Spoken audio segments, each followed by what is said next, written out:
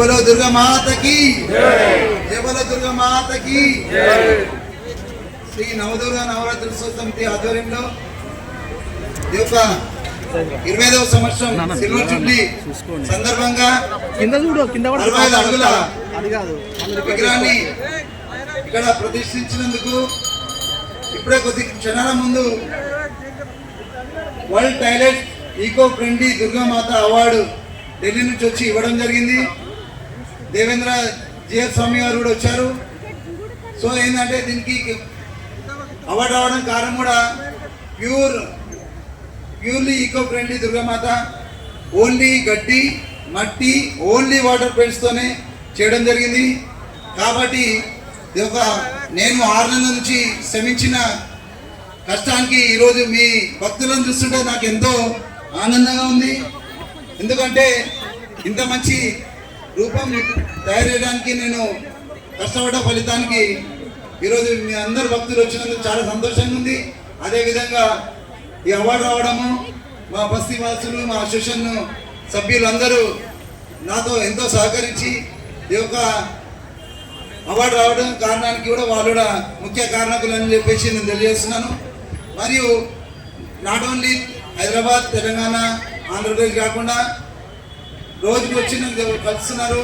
దాన్ని మహారాష్ట్ర నుంచి, పూణే నుంచి, బీహార్ నుంచి, ఒరిస్సా నుంచి అని వాళ్ళు కూడా ప్రతి ఒక్క రాష్ట్రంలో నుంచి ఇక్కడికి రావడం కూడా జరుగుతుంది.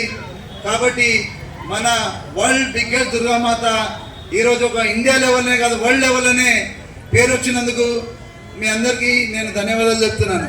జై బోలో దుర్గామాతకి, జై బోలో దుర్గామాతకి.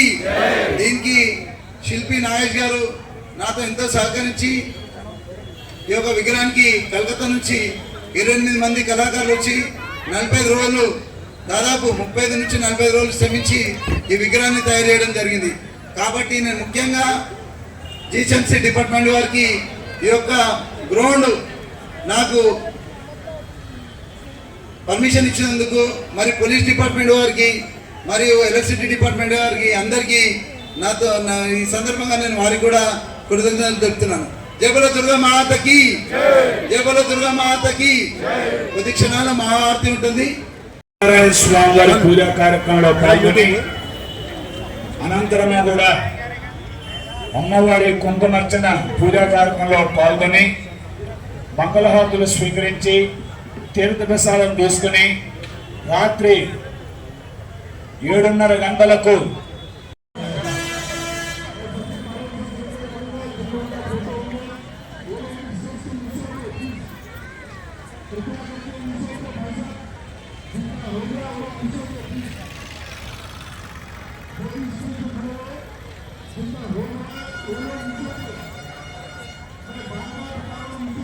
చూడండి ఇక్కడ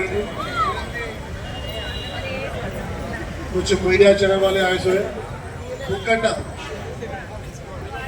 राइट नो प्रॉब्लम अंदर सॉरी